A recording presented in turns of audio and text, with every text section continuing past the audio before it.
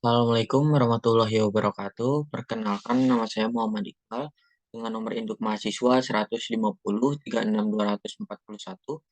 Pada kesempatan kali ini, saya akan membahas mengenai tugas dari mata kuliah evaluasi pembelajaran, di mana kami diharapkan untuk mereview evaluasi pembelajaran di sekolah menengah kejuruan dari jurnal-jurnal yang kami temukan dengan syarat dan ketentuan. Eh, Di tugas review kali ini, saya mengambil topik evaluasi, di mana dengan konsentrasinya itu e-learning.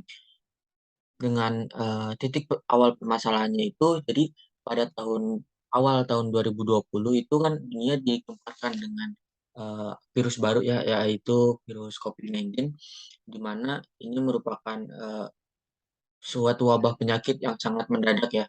Jadi eh, sini sangat dampak dari COVID ini sangat berdampak kepada pertumbuhan di bidang pendidikan.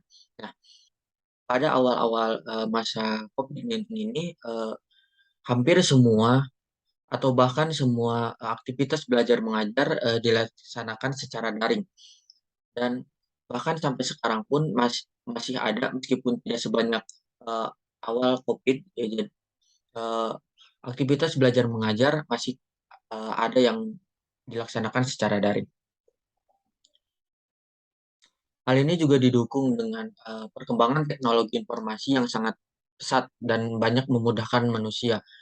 Nah, juga pemenuhan sebagai beberapa informasi pada saat ini menjadi begitu mudah dengan hadirnya internet. Jadi adanya teknologi dan internet ini mendukung untuk ada terjalannya pembelajaran daring, di mana salah satu manfaat dari teknologi teknologi internet ini dalam bidang pendidikan ini yaitu sebagai sarana pembelajaran.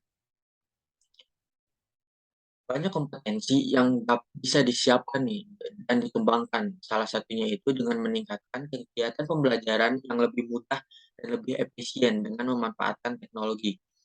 Juga didasari dengan internet yang saat ini merupakan sektor yang sangat berkembang dengan cepat. Internet ini di internet ini memiliki banyak aplikasi yang berguna dan di berbagai bidang, baik bidang komersial, sosial, bahkan pendidikan. Seperti yang tadi saya bilang, pada review kali ini akan berfokus kepada e-learning. Nah, menurut Jamal, pada tahun 2020, di dalam penelitiannya itu, e-learning merupakan segala kegiatan belajar mengajar yang memanfaatkan dukungan teknologi dan diaplikasikan dalam pendidikan konvensional dan pendidikan jarak jauh. Hal ini juga mengatasi perbatasan waktu tatap muka di kelas antar guru dan siswanya. Jadi bisa dibilang e-learning ini merupakan salah satu jalan di pendidikan jarak jauh, di mana ini merupakan eh, media yang sangat cocok dan efisien. Pengembangan e-learning ini dapat mengkondisikan siswa untuk belajar mandiri dan bertanggung jawab atas hasil belajarnya sendiri. Di mana hasil belajar menurut Marshall pada tahun 2015 dalam penelitiannya yaitu sejumlah bukti terjadinya perubahan tingkah laku pada diri seseorang, misalnya suatu perubahan dari yang tidak tahu menjadi tahu, dan dari yang tidak mengerti hingga mengerti. Masuk kepada kegiatan evaluasi.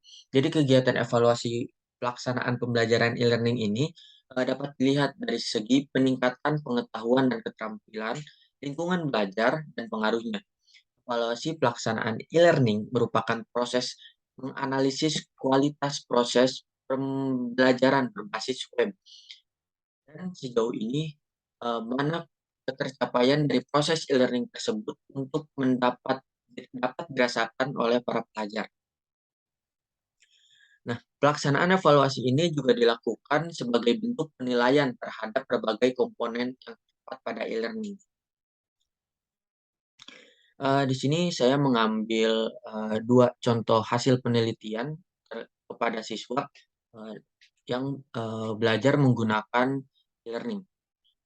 Jadi berdasarkan dari penelitian dan pembahasan yang dilakukan oleh Gunawan dan Priyatno, mengenai 5 faktor pembelajaran daring, diketahui bahwa kompetensi keahlian desain permodelan dan informasi bangunan SMK di SMK Negeri 1 Purworejo memiliki skor pembelajaran daring sebesar 4,42, yang berarti sudah berhasil dan berhasil untuk melakukan pembelajaran daring. Nah, sedangkan, sebaliknya pada penelitian Abdullah, pada tahun 2021, nah hasil hasil belajarnya itu di kelas 11 TKJ atau Teknik Komputer Jaringan kelas A di SMK Negeri 2 Limboto, nah tergolong pada, kategori kurang nih ya, dengan hasil persentase 69%. Karena hasil belajar matematika ini dari mata pelajaran matematika ya, siswa dapat, pada siswa dapat materi matriks digolongkan 4 kategori, yaitu 12 orang pada kategori kurang, 3 orang siswa berada di kategori cukup dengan persentase 14,30%, 5 orang berada, pada kategori baik dengan persentase, 23,8%, dan 1 orang siswa berada di kategori sangat baik dengan persentase 4,8%. Nah, jadi dari kedua hasil penelitian, yang saya ambil ini, saya menyimpulkan bahwa, eee, hasil penelitian, dari hasil belajar siswa menggunakan e-learning itu dapat berbeda-beda di setiap kelas ataupun sekolahnya. Mungkin itu saja yang dapat, saya sampaikan, kurang lebihnya mohon maaf. Eee, saya tutup, billahi taufiq wal hidayah. Wassalamualaikum warahmatullahi wabarakatuh.